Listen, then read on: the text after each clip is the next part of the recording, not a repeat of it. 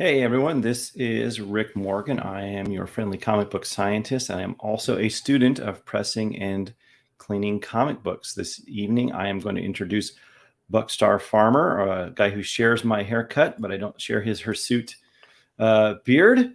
Buck is a colleague and friend in pressing and cleaning, and also he has a magnificent collection of comics, of which I see a few of my favorites on the wall already. I'm sure the astute viewers will notice some of my favorite, well, everyone's favorite Spider-Man comics on the walls, like already. So that's nice. And Buck, why don't you say hello and introduce yourself? Hey everybody, out there in internet world, comic book land. Um, yeah, I had to pull a couple out to stunt a little bit, and they're not typically wall books for me, but I love them, and I love to see them up too. Uh, I love looking at them. I think Kirby is probably my favorite artist all time, and many of those are Kirby covers. So, um, well, what do you want me to say, Rick? If you want to just what do you do like with comic books? Are you just a collector? Are you a collector and a cleaner and presser? Do you offer services? It's just a personal thing? Okay, so I read an article about Nick Cage's comic book collection and the theft of Detective Number One or Two, 27, and Action One. And the Action One was a 9.0 that was found years later in a storage facility. And he decided to sell the book and he made this magnificent gain. And here's where we may differ a little bit. I'm pretty much an investor collector and really enjoy the market, but have fallen in love with everything about it and really struggle ever selling anything. I have sold one book in the I past. can't do it. I can't do it. I sold a Hulk one, and it it pains me to the day, and another fantastic fail I had was I walked away from a Kirby signed Fantastic Four #5. Oh wow. That was like 8.5, like super super high grade book. Oh, it still kills me. So I I started when I was young. I was interested in baseball cards first, and then like I'm an Image kid. Like it was right at that time. I was probably collecting 88 to 92, probably those 4 years. Um, and remember seeing Spider-Man 1 on the rack, and all those covers, and X-Men 1 on the rack, and then Image comes out, and it was like the junk era, like where I think they printed 8 million X-Men 1. The four covers that Yes, yeah. right, yeah. So that was a fun time. Lived in Maryland. My cousins were there, and we all enjoyed it. My brother was an avid Spider-Man reader, and I it was just a lot of fun. Fast forward to about 2008, I think I picked up Preacher and started reading Preacher, Oh, and was into that and was going to my local shop, which was Heroes Aren't Hard to Find. And they did this big convention every year, a Heroes convention. They have, you know, different exclusives and stuff at the event. He's been doing it since '82. I think this year was his 40th year, so it's a really great wow. convention. 40 Yeah, years. Wow. yeah. And so went in there. I bought some Thor, bought some different stuff, but really loved Preacher. Um, you know, kind of bounced around, kind of quit, kind of laid off the hobby, and then in 15, I really got involved and jumped in all the way. Yeah, So your Star Wars vehicles and your wall there tell a whole story. How far yeah, you jumped in, right? the Star Wars is like my first love. Like that's kind of I was doing that before the comic books, Mhm. and so yeah.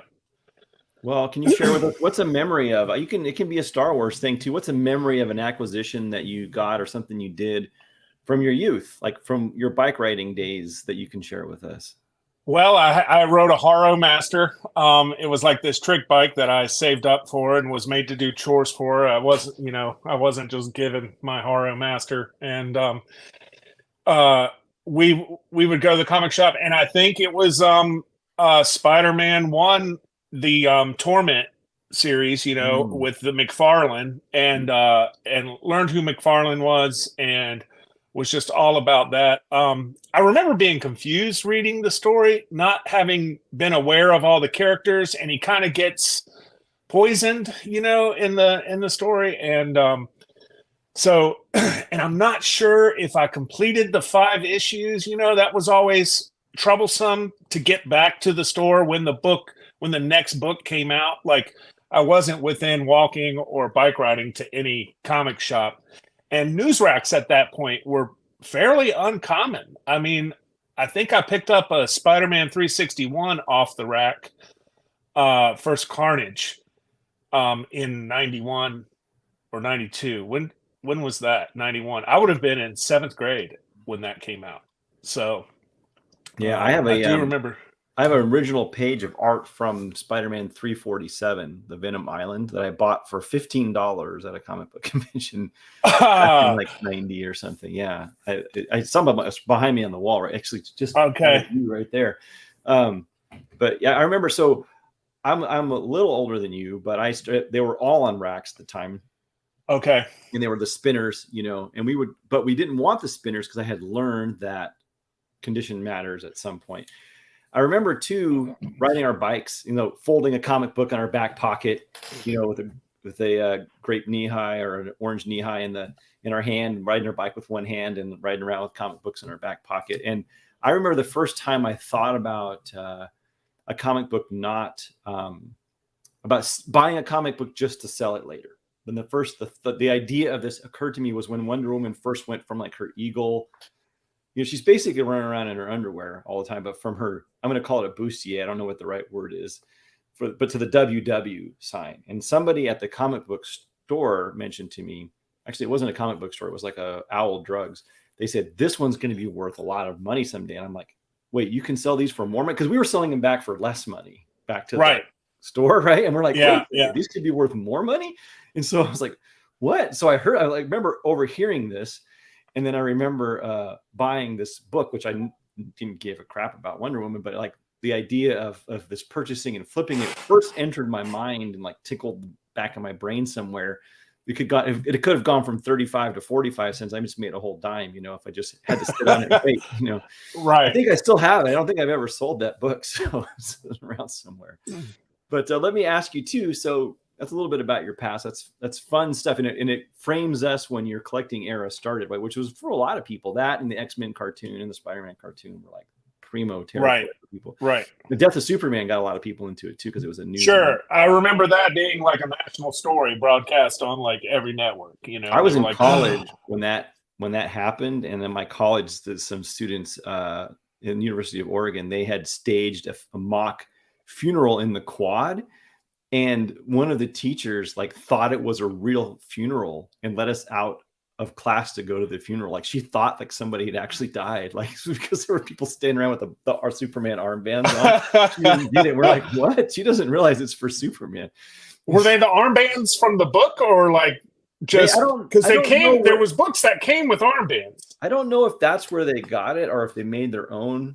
I don't quite recollect, but I do remember going to the comic book store to get my own copies from my like everybody else. I bought like half a dozen of them, right? Sure. Yeah, but I remember that there being a line like literally out of the comic book store, and that the record store owner, because this building was several stories and the middle floor split between a record store and a comic book store, he was super angry because nobody could get in to buy his records. You were blocking his thoroughfare there. He was really mad. He kept telling me, you stay on this side of the stairs, don't come up here. Like he was like really harshing everybody's vibe, Sure. Well, let me ask you, some people are just angry, where's it going? Like that's 30 years ago. About where's it going, man? Yeah. I'm cyclical with my interests, and they seem to strengthen and wane. And I like synthesizers, I like toys, and I like comics. And I actually had kind of a tough year and I'm not trying to like bring anybody down, but my father passed and it's been a little bit difficult. I had to deal with a lawsuit and like It's it awful. was, Those are yeah, it's, both stomach turners, you know. if you've ever been involved with a lawsuit, it's just awful. Like it's just the worst. So this year's been kind of tough. I was hot and heavy, man. About, I want to say, probably when you released the Cube, I was really digging in and moving forward with pressing and cleaning and really trying hard. And then in the end of March, kind of hit that road bump and haven't super been into it lately, just dealing with a lot going on. But am still very interested and do want to continue. And I don't know if you can see, I did put some light boxes together back here, and have started to kind of play again. And so I'm super excited to move forward. I have a ton of slabs that like I look at and I'm like, there's dirt there. They're so improvable. And like adding economy to my collection is a big interest of mine. And but I don't want to do the wrong thing. And I do have some fear. And some of your techniques are advanced. They are. They're not for the light of heart. Yeah. That's right. Yeah. I'm not trying to pull staples out of Fantastic Four #1. I want to, but I'll leave that to you, man. You can got to have nerves of steel. You got to have what they call big coconut nuts to do this. It's hard. It's hard on the heart, right? And you have to be in the right frame of mind. And it can't be your first. It can't be it has to be on the order of thousands or hundreds. Right. Before you get I'm hundreds in a process, but I have had some really good results. I have a couple here.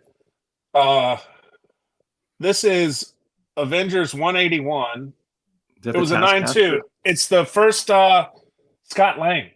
Oh. Which I think is like kind of a cool book, and it's kind of under the radar.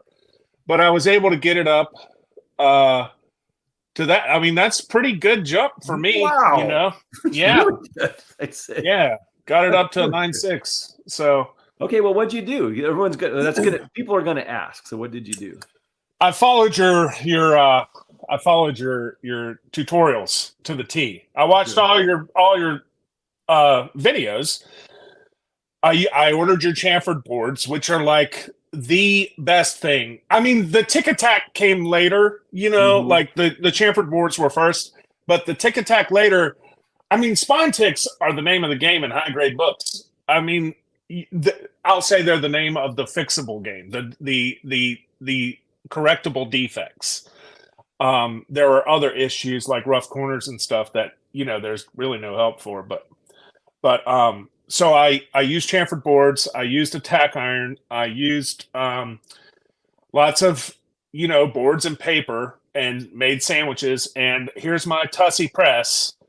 And when I put my finger in it, it feels like about 65 pounds of pressure. But that's all I got, man. This is my calibrator right here. So waiting on yours to come out. And I know you've been working hard on it. But it is vexing me because it is difficult for me to get the same value. 10 times I'll get 6, maybe 5 different values in that because paper's compressing, because I made a fake comic book to like simulate, but that paper compresses. And so it gives me over a few minutes, the pressure relieves, right? Because that board that I put it on is pressing. It also matters if where exactly that sensor is in towards the back. Many presses towards the back of the pressers, I'm finding there's about 6 or 8 pounds more than the front of the press. So I've actually, with this knowledge and kind of mapping my press out, I've actually started to turn my books planer like sideways and put the spine more towards the back because I've learned that there's more pressure there where I need it the most typically. And I'm sort of learning by mapping this out. And I've put several sensors all over the thing and the pressure, and reading it, and it's different everywhere.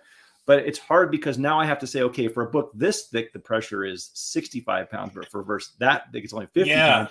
So the idea of calibrating it and offering an easy tool is hard. What I'm working on is a light bar of LEDs to let people learn their own press. And then let's say, this is the pressure I like. just going to take the number off of it and you dial it down from red to yellow to green where you like it, and then save it there so that when you come back, you get your own pressure no matter what it is. Because I'm about giving up on trying to get exactly the right pounds, because it's evading me entirely. I cannot.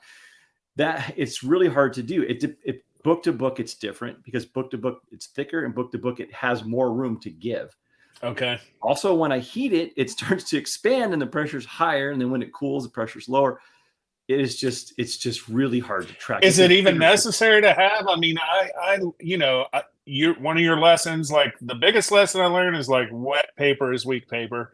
And then the next one is like, don't overpress the book. You just don't need to really squeeze it that hard, and you'll get good results. You really do not. There's two different. So I have a micro and a macro and a meso defect. I call them pressable defects, right? So the pressing with the board is really good at what I call the micro defects. Like if it's been steamed or wet at all, like a ballpoint pen or a wrinkle or something like that, or a crease on the whole book, that'll take them out. But it doesn't take out what I call the macro defects or the big wavies. It doesn't do anything at all for them really, the globally on the whole book, because the tension on the book this way or that way is still present after if it's been flattened really severely. That helps if there's a normal force under it, hence the chamfer force. Normal force meaning that if you push down on the top, the normal force pushes up on the bottom. So you need a normal force going the other way to relieve that defect. Now, that doesn't help on the whole global book, the whole thing, because the corners will still lift. There'll be still big wavies in it. And also you can get reversion. Reversion will come back if you haven't, what I call, trained the paper long enough. So then you need to put a lightweight, meaning that it has to have some of its own natural tension left. It's a blend of its natural tension and just barely overcoming it with some additional tension, which I find is about 2 pounds. It's not a lot. It's not as much as you'd think. Spine ticks for reversion need a little more, hence the little clips I have with the reversion stopper. But the big wavies, that thing, and the total board, the corners trying to lift up, can be solved with time. It's an Arrhenius. Arrhenius is it's a temperature, time, pressure trade-off. A balance, right? You need to have a more ambient temperature and closer to ambient pressure, but just more time to get rid of the big wavies. I've seen many people submit books and say, "Oh, I've got all this fixed." They send it into CGC. It languishes there for weeks or months, and then the things come back, and then they're like, "What happened? I took all these out." Graders notice several spine ticks. Here's the picture, and they go, "Here's our picture. It's got them back." And so that's a time thing. I like to say 3 to 5 days cold ambient, 2 pounds is my typical one. But the reversion stopper, it's about a day but that's only if your reversion stopper is only attacking spine ticks, not if it's doing the big wavies. There's no escaping the 3 to 5 days for the global waviness. And so have you had experiences like that? Well, I had cockling and waves. That was a reversion. When I sent the book out, it was flat. And I think in shipment, it just kind of waved up. And what I typically do, I think when I first started, I was going overnight under a cold press board and removing them overnight. And what I do is I stack the boards. I just go straight up and just, first one out is on the bottom, and then stack them up. And curious, like, do you think that's too much pressure over time? Like going like 10 books high, that's too much? I do. I do, because my experience is that lots of pressure. Like if I leave it in my clamshell for 3 to 5 days, if I leave it on my like there's a book here right now. This is on, let's see, this is day 4, and it's pretty flat. It's got a little bit of coming up there, but if I let this sit at ambient temperature and pressure for 3 to 4 days, you'll probably see one of these corners come up a little bit. Okay. But another day. But if I were to put this under really high pressure, I'm pretty sure those would come back, but longer. They'll come back in like a couple weeks. Like the really high, the reason you don't want to do it isn't because it doesn't work. It's because the high pressure hides the big wavies longer. Like you'll take, if I have light pressure here and I pick it up, I'll see the big wavies tomorrow morning if they're still there. If I have a lot of pressure and it's gonna big wavies are coming back, it might be several weeks before I notice it. So it hides that. It hides the fact that it's returning. So you don't want it to do that. If you're submitting it, you don't really care either way. If it's your own book, you can just press it again and you'd be okay. Sure. But if you're trying to keep from revealing it, my experience is it does press it nice and flat, but if it's going to spring back, you want to know faster, and you know faster with lightweight. Okay. So that's been my experience. It's not always my experience. I've had several exceptions to it, but that's the general rule. Yeah, everything seems to come out pretty flat after, but I know that you have the time in and the know-how. So yeah, that's just, and I haven't kept detail. I kept notes for a long time. I stopped taking notes in November of 2021. So because I had several notebooks. They were just like thick notebooks of over the decades. And because I hit my 10,000th book, and I said, well, clearly I'm never going to read 10,000 books worth of notes. I'm not going to collate this into a database like I always promised myself I would. It's just, it was a good reference point for me to go back and say, hey, what did I do back here? But it's just because it's a terrible habit of mine of just writing. I like right now, like here's my notes of the last book I did. I just keep all these notes. I write everything down. And then I just throw them away because as a habit, I can't not do it because I have notebooks all day. All I ever do is write down all I do. So burning through pens like crazy. But does it help your memory and everything also? Is it like a tactile like recall? I'm a kinesthetic learner. Okay. So a lot of people are, some people are global, some people are analytical, some people are visual. There are cues in the way people communicate. They always tell you how they learn. Like they'll say, I don't feel that's right. If they're a kinesthetic learner, it doesn't sound okay to me. If they're like an audio, there are cues in their language of how they learn. Okay. They reveal it whether they know whether they know it or not. They know, and they communicate it with you, and it's their language. And so I will end up. I tend to be a kinesthetic learner. I have to touch things, feel things, smell things in order to really get it. And for me to write it down means it's done. It's not done until I write it down, right? So that's for me. That's how that works. And it's not for everybody, but I got to do it. And as a habit, I file that stuff away and never look at it, right? So, but after book 10,000, I said I'm drawing a line. I'm not doing any more, But that has, even if I don't have a reference book anymore, I have this parietal lobe thing, this limbic system thing that tells me like, that's how to do this, right? So we have a question here. Let's see. What is the best way to submit books to CGC? As by the time they receive the books and then process them, stacking a pile of comics for some period may cause defect. Stacking period doesn't cause defects. Okay, that's not what I meant to say. What I meant to say is that stacking them up really high for a long period of time could hide a defect that may or may not otherwise have revealed itself to you before you sent it in, right? So your best. Okay, so the goal is to see all of the defects and correct them prior to them leaving the door. And correct. That if you hide it under high pressure, you may not get reversion in time before your submission. Correct. Now, I do have a tip for this CGC person. Yeah, question exactly. That's a tip. For submitting books. Okay, cold press it, and then after set it ambient. Put it just in a bag. Don't stack it this way. Stack it that way. Okay. You can see it a little easier. It's easier to see when it. Often, if you have to have a book stacked vertically, it's usually between other books and things, and that it kind of hides it. So put it in a bag so that it's just protected, loosely. Put it on the table and just watch. Give it a month before you send it into CGC if you can, longer period, and then see if it returns. If it returns, you can cold press again. You don't have to hot press it again. Cold press it again longer. Just train it to be flat. It'll go flat, but how much time it takes to be flat is I don't know. I am never going to know how much time that is. I do know that it looks flat and reverts a lot more times than it's actually flat permanently. And so that's the thing that we all have to watch out for. Now, the spine ticks are a little different. They do need pressure than the big wavies to stop from reverting. And that's why I use those, I just use those boards. The clips. Right here. But I use those boards with the, let's pretend this is one of them. There's a clip over it. Why do I use clear and why one on the front and the back? It depends on what you want your spine to look like. I can take the chamfer board out, leave it in. But what I'll do is I'll put a clamp right directly above the spine tick, like where they are, and leave that for a day or so. And that usually helps keep them from reverting because spine ticks are notorious for reversion, like more so than the big wavies. Those suckers really like to come back and they really need extra training. I call them training sessions, and I like to put them in here and then a couple of those. And you know what? It's a piece of plastic and it's a couple binder clips. It's not like rocket science, right? So that's what it really works. And I like it too because it's clear and it lets you like lift it up and see if it's coming or not. Also, you can see where you can drive the binder. A binder clip doesn't need a lot of pressure, it just needs some, because it needs a little bit more, and it needs to be specifically above that spot, which is what I find helps. And now, is it 100% cure? No, it is not, but it does reduce the defects. We have another question here. Sebastian says, hi, Rick. When cold pressing, do you leave any of the backboards that were part of the sandwich in, but completely void of backboards? No, that depends on what you want it to look like. So I leave I have the chamfer boards in the front and back. If I'm trying to relieve a spine tick, I usually leave them in because I want that normal force.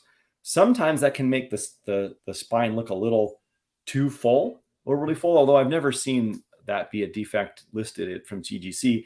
It just looks a little odd, looks a little more natural if it's flatter.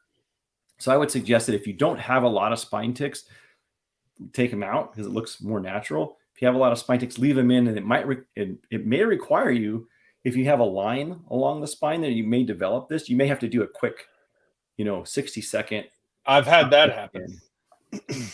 Yeah, where a line forms like it's almost like there's a little bit of roll when I do chamfered front and back in the press, and maybe too much pressure at that time. Like it just depends on it depends on where the staples are. Let me show you this. Okay. So it depends on where they are. So is this a chamfer board? My eyes aren't what they used to be. The chamfer boards are really difficult to make, and I used to put more effort into making them completely perfect, but I realized it doesn't need to be. You can have a void or a gap. But how can all these not be chamfered yet? All right, I have a bunch here. Oh, here we go. Let me get one. There we go. So this is, let me show you this. Man, I keep giving them to my friends when they come over, and now I don't have any of these chamfer boards for myself. That's in my stack here. But I'll give up in a second. I know where you can buy those. Yeah, exactly. I never have any because I keep giving them away to people. Well, give me some. They're so hard to make. No, I'm kidding. It's so hard you to said make. Yeah. Because this paper likes to rip, right, and to leave little strings everywhere. So I have to soak them. I soak them in salt water for a long time before I'll polish them on a polishing table. I use the diamond paste at the end and the belt sander at first. But that sounds labor intensive. Like that sounds. It is, and not only that, process. 80% of them go in the trash. Like I only like 20%. That's why people say, why don't you chamfer both sides? I'm like, well, because I have like 5% of them left, right? So it's because they don't. It's most of them are going in the trash. Honestly, they don't make it, or they get turned into tick and tack boards later because they don't make it. They just don't.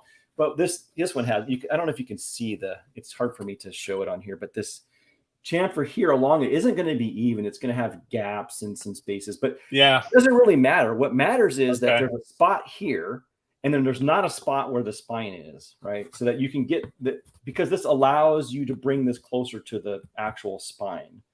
Right. And that might leave some irregularities that you can press out later. But the biggest benefit to it, the way it makes the biggest bang for your buck is to not you don't want to pull the book up from right here. You don't want to pull this up from the seam, which is what a corner would do. Right. And you also want to have a gradual pressure change. The book will, under pressure with this, level itself out. It'll sort of manage that gap, but it might leave a little line that you then have to press. And I found that that's okay. It's really easy to press that out, and it makes it much easier and makes these much cheaper. Otherwise they'd be like $30 each. We have a question. We have another question here. We have, okay, I tend to alternate books in a stack when sending the CGC cover to cover. Yeah. So he's saying he flips them over, backboard, repeat the process. Not sure if you got all that. You know what? I tend to not stack them when I'm cold pressing. When you submit the CGC, I don't know. I almost never send my own books. I have someone else do it for me when I send them in. Your LC? Yeah. He sends them in for me. He's a good friend of mine. It's Russ at Bill Geek Comics. Yeah, I'm a fan of his. And he's great. Yeah, he really is. He's a good, honest, hardworking person too. Yeah. And then we see really hated that 181 story. Sorry. Oh, man. So that was an awful story. Oh, hey, thanks. Happy New Year. That's great. So I love that shirt, by the way. Russ was talking to me when I was talking to him about it. So I don't know if you know the rest of the story. I'll tell you more of the story because I've hated. I now know I can tell it. The guy sent the book to me. He's like, Rick, I got the deal of a lifetime.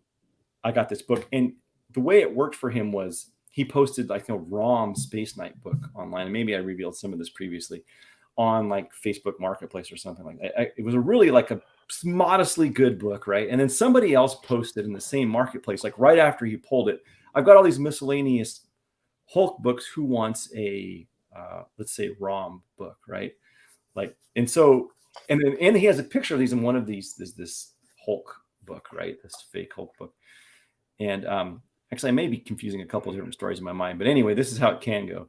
And so they said he said, oh my God, I have this ROM and I've been wanting my whole life to get a Hulk 181. And it's this guy doesn't know because he has all these Hulk books and they're all, this one's mixed in there, right? So he's thinking he's on the offensive, but he's being like lured in. Yeah. Right? Yeah.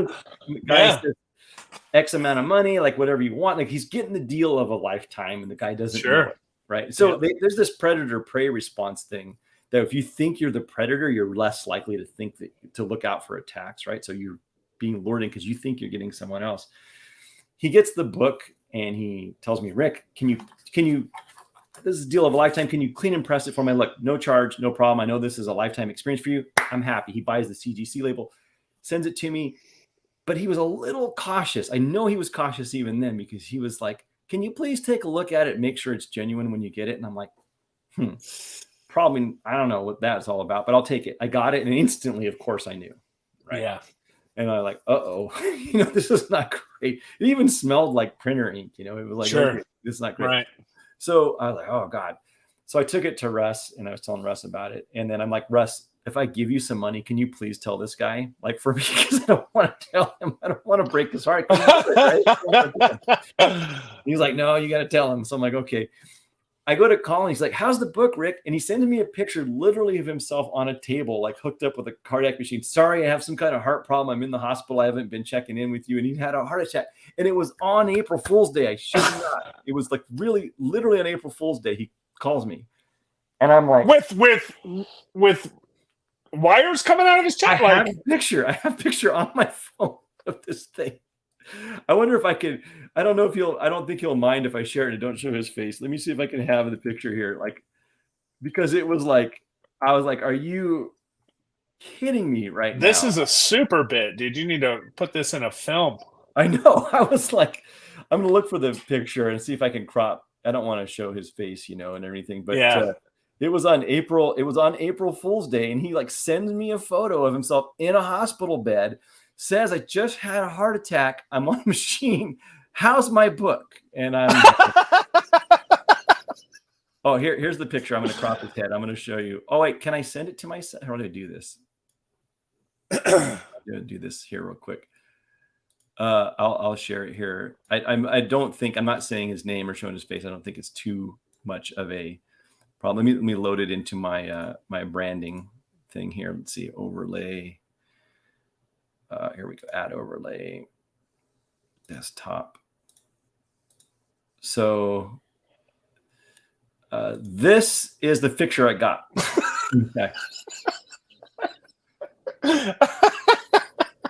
Yeah, you can't make this up. Right? Oh, wow. This is actually the same day that a person sent me large sums of old money, like to clean in a pink envelope without any notification first, and said, hey, can you clean these? I'm like, who are you? Like, what's all this stuff came up? Oh, yeah. It was all on April Fool's, and I got to call him back, and I tell him, and he was just silent for 40 seconds. 40 seconds, he didn't say anything. So I'm wondering, 40 seconds is an eternity on a phone. And I'm listening. I'm like, did he die? Did I kill? I'm like, I don't, but I'm also rude for me to say anything, right? I'm like, it's fake. I'm going to talk to my friend Russ. He's going to double check for me. Just quiet, right? And I don't say anything. He's not saying anything. So it's an eternity from my perspective. He says, thank you. And he hangs up. Right. And that's it. And I just know this guy's destroyed. He's had one of the worst days of his life. Yeah. And then he calls me back later, texts me. He says, hey, just checking. This isn't some kind of a cruel April Fool's joke or something, is it? And I'm like, oh no, man. No. Like, I don't know who your friends are, but none of my friends would ever do something like that to me. Right. So that was just one of those things that was like, really like crazy, right? So let me. Rick, have you ever been Go Have ahead. you ever been let down by a purchase? Like, have you ever found trimming or anything like that Yeah, after? all the time. All the Okay. time.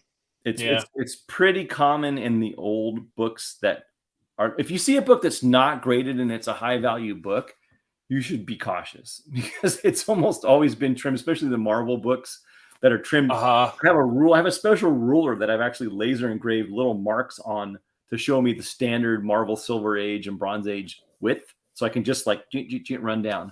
If I check if Well, with the the spines being like what they are and Marvel chipping being what they are, like, how can you even see it? you sometimes you can't, but I took the furthest. If there's Marvel chipping, it probably isn't been trimmed, right? But if there's Okay. no Marvel Sure. chipping, or if there's Marvel chipping on the top and bottom and not on the side, Uh-huh. plus like X-Men #1, I know right where like Angel's hand ends and how much space there should be. By now, I've seen enough that I know like the Yeah. spacing on those parts. But otherwise, I have a ruler that I just like take with me to Comic Cons and stuff. Like, oh, okay. And I always start with the left of the indicia. You know, the little X-Men head, the Spider-Man head thing on the corner over Uh-huh. measure Okay. that distance. So that's a more standard distance, and you can tell after a while. And then the other thing is there's some color touch that I wonder if it's really color touch or not, because like a friend of mine bought a Tales of Suspense 40, the second Iron Man, recently, and he got graded for color touch. And I'm like, where's this color touch at? And you look at a flashlight and you grab it. It's like, okay, I think what happened was that somebody like there's like this purple Tales of Suspense, right? There's little spots in there, and somebody went over it like with an eraser. You can see where they rubbed with an eraser to like clean it, and some of that ink like rubbed over some of the white spots. I think they noticed it and said, "Oh, hey, I'm just going to keep doing this," and they kind of erasered over the neighboring area. With the And native ink. I think so, because it looks like it's just smeared. Like nobody, it was an awful job if it's color touch, because it just Okay. rubbed over, and they missed a lot Yeah. of them too, right? Yeah. I don't know that for a fact, but it appears like it may have been. And I'm like, okay, this book wasn't going anywhere from this bit of restoration. There was no need to like call, but you know, they called it out and gave him a purple label. So let's look at. I'm going to have you answer some of these questions, Buck, to see what you know. Well, I do have a tip from the previous question before we get to this question about with CGC as far as submission. You can cut down a lot of your time if you use the express tier. If you can add one book in the express tier and write EX on the box and then put 25 books behind it for a standard or an economy or a modern, they're going to check those books in immediately. They're going to open the box immediately. They're going to pull out the express tier, and then they're going to process the 25 other books. That will cut down about 3 or 4 weeks off of your submission. Oh, wow. You've known how to game the system, huh? A little bit. I mean, it's just a little cheat code. That's great. Here's Yeah. a question from Sebastian again. He says, other question, would you fully humidify a book before every single hot press round? And that's for me, that's a no, I do not. How many hot presses can you do before rehumidifying? Well, I live in a really humid area. Like it's just, for me, it's not a big deal. And I do not do it. In fact, I rarely humidify a book. I use a steamer occasionally. I've used like 10 times maybe. Because I wipe it with water or AccuClean. Yeah, I get it as wet as it's going to get. Right? Sure. Yeah. And it just takes. And if it's a spine tick, I'll roll it in a AccuClean and just roll a Q-tip and just roll it on the spine. Yeah. Sometimes just on the inside of the spine if it's deep, just to relax the paper, and that's enough to take it out. You don't have to do the whole book. Just a touch, just a teensy, and it breaks the surface tension enough that the paper relaxes. And my caution is, do not overwork books that are wet. I probably say this every other video, but don't do it. Right? Don't wait till they're dry. Paper's weak paper. Dry to the touch and then press it. You can transfer ink. You can rip it. Like if you ever wonder like how effective that is, take a piece of paper like this sticky note, right? If you want a lesson, just make a crease, pretend that's your spine, like lick it one time. I guess you can do the other side too. Lick it. If you want to see if wet paper is weak paper, right along that. Right. Sure. It breaks right there, and it wouldn't have done that without it. And that's exactly what happens if you're manhandling a book when it's wet. So I'm super cautious against doing it. And learning when to stop is your number one lesson, man. Learning when to stand up and walk away, and also Yep. learning to say this isn't going any further north. Like you get like, for me, I get like, oh, I can get that booger off. I can. I'm like, don't do it. Don't touch it. Just walk away. Come back when you're not in a hurry. If there's a little goblin in your stomach and your belly telling you to clean this more because there's another 0.92 to 94 in there, you need to smack that thing in the head and get rid of it, because that is not the communication you want to be having with yourself. You need to be able to walk away every time. Let's look at some more here. We have nice ASM collection, Buck. Oh, let's take advantage of this. Buck, would you mind please showing us some of your ASM books? Would you have a moment to share anything? Well, how can I show them? You want me to walk you over to the wall, or yeah? Okay, all right. Is that possible? Yeah. So this is. I can't really see the. Yeah, you're getting it. Okay. There's that's Golden Record reprint. It has some pressable defects without the 12 cent. How to recognize the difference between the Golden Record reprint, the price thing? Right here, you can see on the authentic #1, there is a circle 12 cents price tag. And then there's a circle 12 cents on the Amazing Fantasy 15. And that was basically, here's Journey, my Journey. And then Daredevil, which has like, the whitening it's probably going to be a candidate for whitening. I've got a couple of the early Hulks. Here is Fantastic Four #1. Wow. Yeah, that's a tough book. I'd like to work on it, but I just don't really care to work on any of these anytime soon, These are my two latest acquisitions. Fantastic Four 2 and 3 are from May 22. Got a nice copy of Submariner as a placeholder for Fantastic Four #4. And here is a trim book I bought off of eBay. And I will show you the trim if it will show. I don't know. Can you see that, Rick? Can you see this top edge? Can you see that it's uneven and dipped? I can't tell that uneven. Oh, no. Okay. I could for just a second. Yes. Yep. I see it now. Yeah. That was kind of heartbreaking. I love that book. That's a great book. But according to today's values, I still did pretty well. So yeah, it's just time plus patience usually equals money in comics. Got to be I don't have a lot of time left in me, right? Like I bought a lot of my books 30 or 40 years ago, and so now they're ripe, right? But I don't have 30 or 40 years left in me, so I have they're not going anywhere. Yeah. So we have some comments here. We have Facebook Marketplace are all scammers. I don't know about that. There's probably some good guys, but you're taking your chances, certainly. I quit Facebook in 2009. I just don't like it. It just feels very predatory, like the whole thing. Yeah. Here's one. Rule #1 for cleaning work on comics from Jim at Collecting Chaos.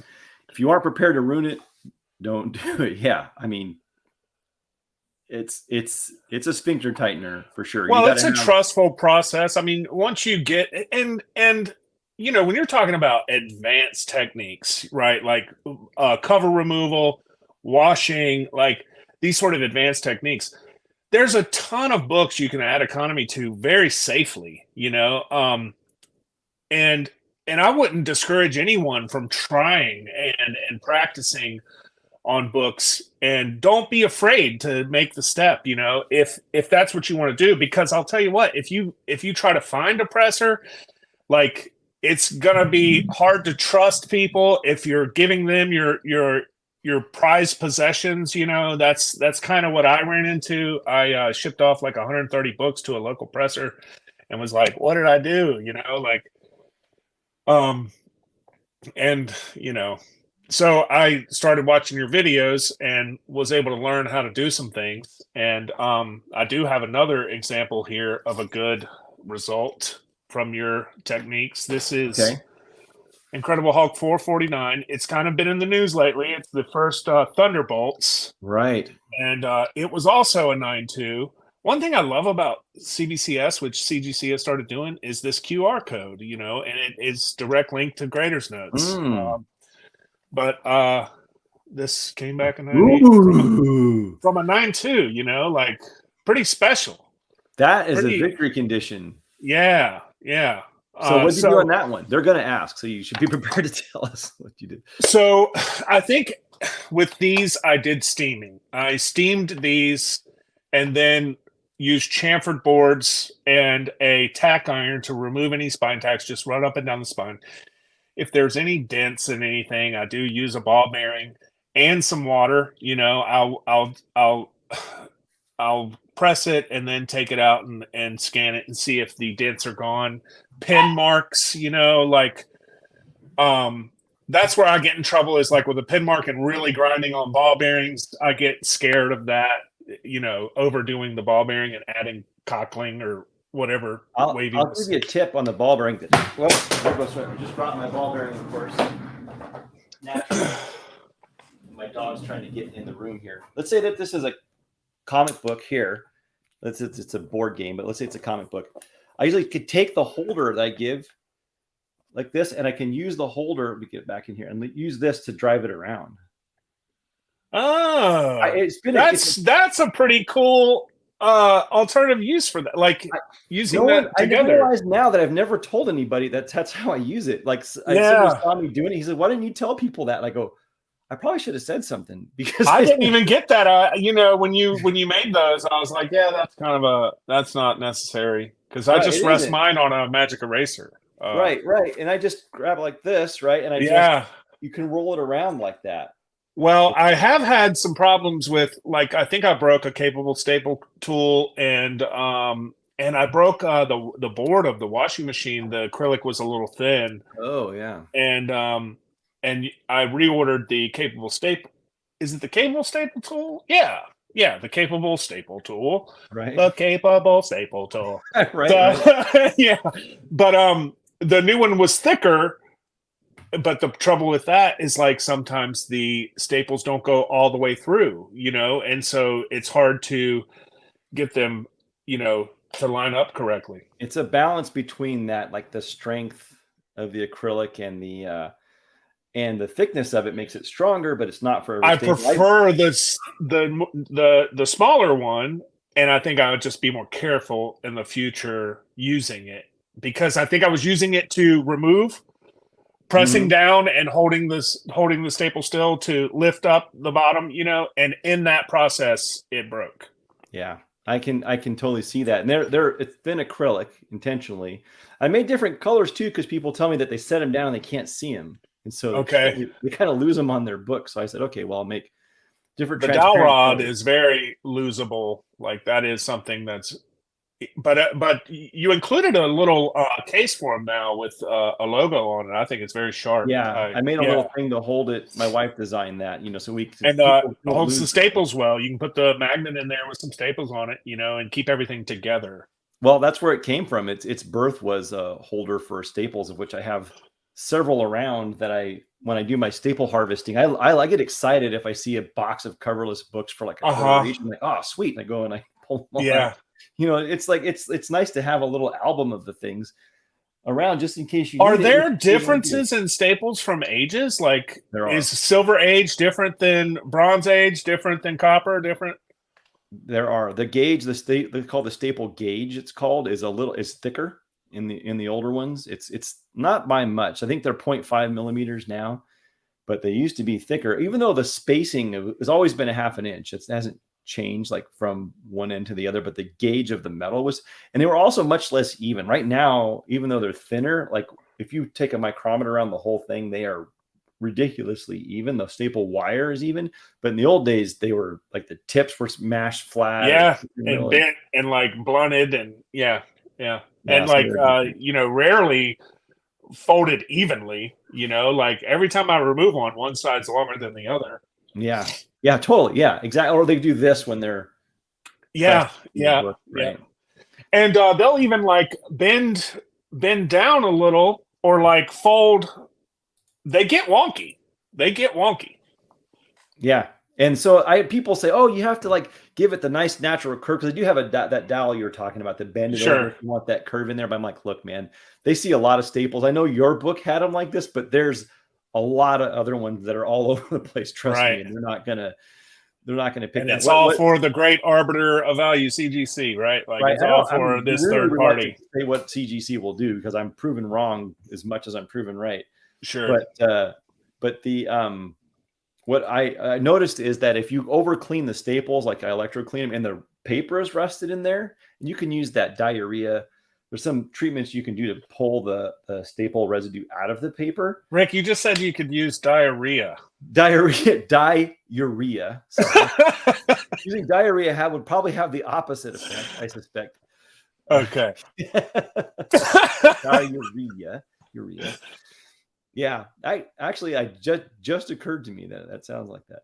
But if they see that paper's rusted, I don't know. I have one story. It's from one friend of mine where he said he submitted book with you clean the staples, and the CGC called him. He happens to live in Florida near the CGC. They kind of know him. And John, said, hey, yeah. And they called him and they said, hey, what's with these staples? They look. Are they replaced? They thought he replaced them, and he didn't. He just cleaned them, but the paper was rusty and the staples weren't. He mentioned using an acid. He used an acid. He did. He used muriatic acid, which is hydrochloric acid. Okay. I prefer not to, because if the staple is fatigued and it's got fatigue cracks in it, then it'll work harden and it can break with that. So you have to lose just a little bit. I use a caustic solution that I like to, and I electroclean it, reverse electroclean, meaning that the part is the anode. The staple is the anode? No. Yeah, I make it positively charged. Yeah. And that because there's twice as many oxygen gas bubbles coming off as hydrogen. So you use the oxygen evolution to sort of use the cleaning bubbles basically to like clean it off as the scales come out. If you do that and you stick it in there, the staple, you will see the rust come off in the shape of the staple and float to the top. Like it just flies off of there like instantly. I didn't even know that was possible. I've never electrocleaned, but I understood that the anode was to be like your waste material, your waste metal. It dissolves. You want it to be, because the metal will dissolve. Like you're plating. I use like a micro spatula. You're actually plating whatever comes off the staple onto the micro spatula. But we're doing the opposite of electroplating. We're stripping metal from the staple to make it reveal it. And so it. That's why I reverse it, make it anodic. Now it's tiny, right? So you're only doing teeny. You can be voltage control, not current control. You're going to barbecue that staple, and then what I often do is I have a furnace. So I'll heat treat it. I'll put them all in a little ceramic bowl, and I heat it to 550 degrees for about 90 minutes, and then I let it come down a couple degrees a minute to ambient temperature to quench it, just to sort of relax the metal and anneal it so that it's ductile again. And so it's a lot of work. Could you do that in your home stove? No, I have a big furnace. Could I do that in my gas stove? I don't know if it goes to that hot or not, but the annealing temperature. I think they'll hit 500, but yeah, you could probably do it with a torch, honestly, as long as you got it black body. But I kind of do it in a furnace because it doesn't blow it all over the place. Gases can go everywhere. So I have a furnace that, at a regular ramping rate, it's not really fast. It just kind of heats up. It's in a little ceramic dish. They don't go anywhere. They're not flying around. I can just program it, and it goes up and down, and then it's done. It's fortunate I have it, but little furnaces for smelters and guys doing jewelry and stuff are not terribly expensive, and you can stick one in there. Little guys are only a couple $100, and then you can just do all the staple harvesting in the world. And look, I spend way more money and time on this than most people do. I get it. That's maybe not what most people want to do, but that's what I do, and it works. We have a question. How about using vinegar to clean staples? Interestingly, I have smelled many comic books that smell like vinegar when I open them up. They will, but it will clean. It will clean the staples. If you do not remove all of it, it will also rust the staples. So cautious. So if you do not remove all of the vinegar over time, that be a corrosion initiation point. So make sure it's all removed when you're done. So if you're going to do it and clean them, rinse them off very, very well. I recommend giving a slightly basic, like a little bit of a oven cleaner, baking soda. Off. Yeah, baking soda would work too. Yeah, just a little bit of a caustic, just to make sure, because where it's trapped is little tiny micro and mesopores that you don't see. They don't show up right away, but a month later, The book's going to smell slightly like vinegar, and there'll be little tiny spots of rust, not like everywhere, but you'll see little specks from where it was trapped somewhere, subterranean stuff. And that's what you can do. Yeah. Rick, I have a question for you. Yeah, sure. Do you think there's a way to, after like a light treatment, and a peroxide treatment, that you could reintroduce a Kalin slurry to the book? Like, could you make some sort of Kalin solution, or is that in the fiber process of the making of the paper? Well, I used to work in a paper mill in Albany, Oregon as an intern when I was in college. And how I remember Kalin being added to this, again, this was white paper so far, so it hadn't turned into printed paper. So there's Kalin that can be put on top and there's Kalin below. So I'm doing the below stuff, right? It was in a roller. So I would take these bags of this and shake this stuff, and there was a roller and there's paper going by, and they pressed it into the paper while it was wet, even before it was cut. I don't know, because I didn't work in a printing place, how it was added on the surface. But my experience is that it was put on top of the paper and then rolled, like pressed, physically forced into it. So I'm not sure how to do that unless it's in maybe a press here. You'd have to be pretty careful about it. But when it's going from reel to reel and roller to roller, it's a lot easier to just shake the stuff on there and it presses it in. Okay. That's what I'm used to seeing for that clay, that white clay or that gray clay stuff. That was a wonderful experience for me, working at a paper mill when I'm studying chemistry and I'm also collecting comic books. It came in handy, huh? Every experience was a comic book experience, right? Because even though I don't think we made much paper for comic books, I was able to understand, there's a burst strength, there's a handle that you put a little circle of the paper and you have to measure, and a little needle goes up to measure the burst strength, and there's color measurements, and then there's a fiber tear. There was a fiber direction. Like, you take two pieces of paper and you cut it and see if they go away from each other or towards each other. It tells you where the natural sort of tension of the papers. All these little tests that I was doing at the time were really, really interesting and fun for me. And it gave me a lot of sort of things to chew on as I became better at cleaning and pressing. And of course, they gave me all the scrap paper I wanted so I could try doing stuff with in the different stages of pure cellulose. This is the funnest thing in the world for me, is pure paper, really good paper. You cannot write on it. Ink will not stick to it. Try taking a coffee filter from your house that might be cellulose with nothing. Try to write on it with a pen. It won't write, right? If you don't have Why is that? Sizing, if you don't have any sizing or anything on it, there's nothing to attract and make the ink stick to the cellulose fibers. It's too flat? Well, no, it's like it doesn't really it absorbs, but the ink doesn't stick and spread out. That's the job of the sizing, or the rosin, they would have called it. Once they put the sizing and rosin, it becomes something that you can print on. But before that, the raw actual paper, which looks pretty much like the other paper, you cannot write on it. Like, try writing on a coffee filter tonight if you can do it. Okay. It won't work. Okay. So it kind of works, but it's not great. But once you add the sizing or the rosin, it works like mad. It's great, right? And so that's the thing that you want to do, is make sure that you don't dissolve the rosin, because that's super bad news, and the ink will come right off. And ink comes off more in caustic than it does in acid, surprisingly. If your cleaning solution is more caustic, the ink will just fall right off. The rosin lets it go. It bleaches out, but it's slightly acidic. I'm saying slightly, like pHs are pretty close to neutral. It doesn't really do that. And so it's counterintuitive. You'd think that, if you're deacidifying a book, you want to get all the acid. You want it to be neutral, but too strong the other way base, and it'll literally just let go of the ink. You're basically bleaching the paper out. It'll be all white again. And I've done it many times. I did it one time intentionally with an old Amazing Spider-Man of mine. I did it in a video and bleached that sucker out. Gone. I saw that. I remember that. Was that the light treatment and it washed all the red out?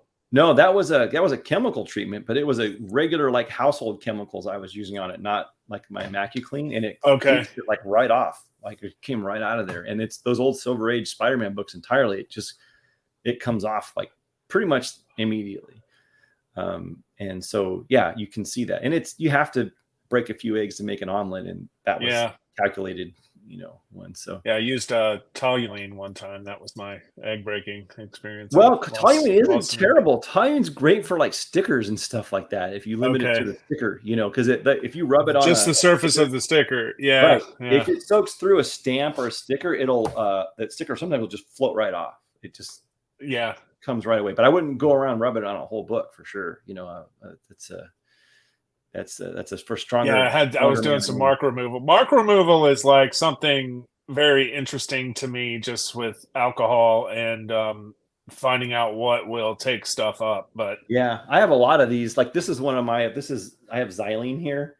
Okay. Xylene for this, and I use isopropanol. I tried various degrees of polarity in the stuff, like polar and non-polar solvents, and aromatic, which means that they're different inks, different. They all react differently. So you're just throwing stuff at it, trying to see what works. I start with the gentlest stuff first, and then sometimes it comes right off. You've probably seen me take date stamps with a MacuClean, beep, wipes off. It's just gone in a second. Right. Other times it's not going anywhere. It just depends on what OxyClean. Jim says OxyClean will clean the ink right off of paper. Yeah, I believe you. Oxalic acid. Yeah, I believe you. This is another one here. I'm going to play with this one, which is someone was questioning with an old 44 number here. Yeah. I'm like, oh, sweet, I'll get that off. And what I've commonly done is you've probably seen some of my older videos. I've soaked them in a solvent here, and then I'll press it into a piece of just regular paper, and then transfer it over. And sometimes it takes a few spots to do it. So I will laser cut an image. I'll take a picture of this and laser cut a spot. And it's a little, I make it like 5% smaller every direction. And I'll rub it with solvent so that it spreads to just exactly cover that and nothing else. And then I'll transfer it over and press it. I've been doing that for years. That's my common like Bic pen. Like you probably saw, I did that Justice League #1. I have a video of that where I took a signature off of the cover of the book like that. That guy actually contacted me, and he did it like the Bill guy. Bill contacted you. He contacted me like 60 years later. That was his book. You're kidding? No, he saw that on YouTube. Someone else saw it and told him, "Is this you?" Oh, wow. Yeah, that's me. He called me and I just said, "Yeah, that's you. Do you want to talk about it or anything?" He's not really. Have fun. He's like, I said, "I might be able to get you the book back. I know who owns it now. If you want it." He's like, "Nah, I don't care." He didn't really care, but he just wanted to reach out.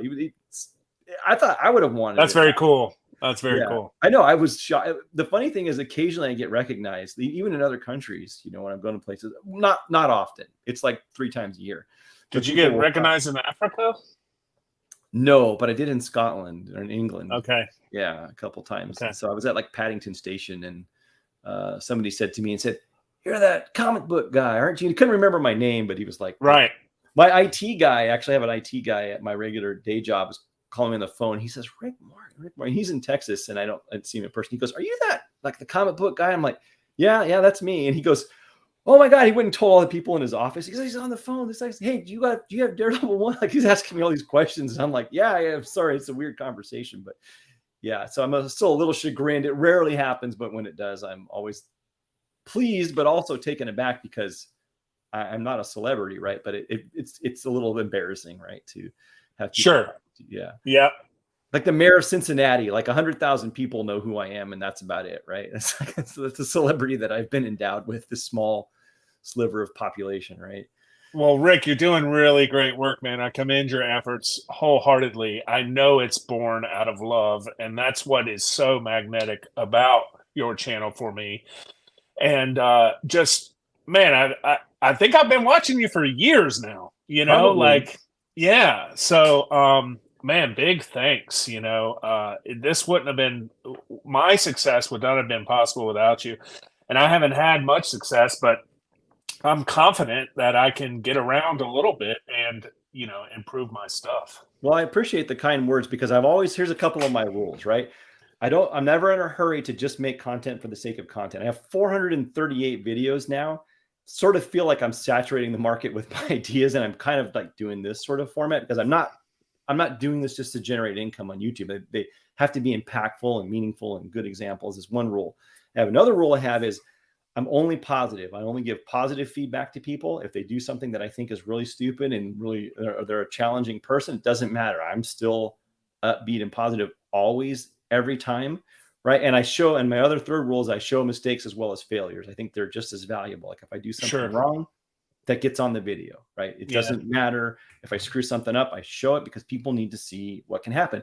And man, hell rains down on me if I show I do something wrong a lot. I've caught a lot of flack. Do you erase negative comments? Almost instantly. In fact, I don't even read them most of the time. I have other people look at it for me and do stuff, so I don't look at them. But if it has a negative anything, if it's contentious, even if it's in support of me and against someone else, it still goes away. Like right away. Like, this is not my channel. Will never be a support for negativity, for bullying, hazing, bringing anybody down. Even people I don't like and that I think do terrible work, I still am not here to use this as a platform to put them down. It will never happen on my website. Yeah. Ever. Good. It's just not my way. And I don't want to do it. I'm teaching my kids not to bully people online. I'm not going to be a bully online, and I'm not going to let other people bully either. It's just, I'm not going to have it at all. Everything you don't have to say that's negative about somebody can be said in a constructive, in a supporting fashion. And so I'm not against negative criticism at all. And if somebody says they don't like my stuff, I'm happy to have that. But if they say you're an ass and you suck and this thing, it's gone immediately. Like, I don't even, it's up for 5 seconds. I get an alert from eBay if it has words or phrases in it, and it's gone, it just goes away. Buck, do you have a YouTube channel? No. Do you have any way for people to contact you if they want to ask you questions or know anything, or do you even want to be contacted? Not really. I don't. Yeah, it's okay. I think a lot about starting a YouTube channel. I have a little bit of experience with cameras and video and stuff. And I'm afraid of the public forum, to be honest. I'm actually surprised that you came on, because actually I have a sticky note that you drew a picture of yourself with glasses and a beard on a box you sent me one time. I still have. I have that sticky note. It's downstairs. Yeah, flame on, right? Flame on. Exactly. It was, exactly. I have that. I still have it. I've kept that from you. Okay, good. Yeah, and I've talked to you before, and you were reluctant, so I was pleasantly surprised that you wanted to come on and have an interview. Yeah, well, I just got a little more comfortable with you and your channel. Really, I mean, like everything you just said is the reason I'm on, because you are positive, and you don't really have time for the haters, and I just commend that. That's exactly how I would like to be. There's something I wanted to mention. Our U.S. Congress had some swearing-ins, I think. Somebody swore in on Superman 1. Yeah, it didn't happen. I understand. Yeah. Which is whatever. What a mess, Somebody, they showed the books on the table for everyone to swear in, and there was different holy books. I couldn't recognize each book, but somebody brought a Superman #1. No way. To swear in on. Comics or a Superman one? Superman. Still 39. I mean, multi-million-dollar book, Rick. Like, if it's an OG copy, you know what I mean? I know they made reprints out the wazoo and stuff. I got baited with one of those one time on an auction. I thought I had found a Superman #1 under the radar, like your friend's Hulk 181. And after much research, I was like, okay, that's inauthentic. That is a reprint. So. Oh wow! Here's a Shelby. Shelby's a good guy, and he's got a YouTube channel. He does, if anybody's interested, does give tutorials on cleaning and pressing, which of course we love. He says he got it from Library of Congress to use. So. Oh, cool. Yeah. I guess you can just. So it's authentic. I guess you could just check it out if you want to. I don't know. Oh my God. Yeah. I wonder what sort of collection they have. I know the University of Minnesota has like some amazing, like just thick collection of all comic books and comic book ephemera. Like, well, I have a colleague who has the first, I believe, 20 X-Men comics that are, and I don't want to say his name, but he has them all double signed by Stan Lee and Jack Kirby. And he's got a huge collection of double covers. I don't think it's continuous like every book, but that's like his focus. 30s with double covers. Like, it's shocking to see what this guy has. Like this. Yeah. So it's really important. So I'm going to try to let us go because I'm over time again. But I want to give you the last word, Buck. This is your chance to like voice any opinion you want to share about anything comic book related or about yourself, or show off anything. What do you have to say? Well, collect what you love, and and if you don't love it, like, and you love it, just keep loving it. Love is all you need, man. I feel like a little bit, I feel like my brain broke right there. Like I got on the spot and I had to do it real quick. I didn't think I was going to have the final word, but just everybody get along. Yeah.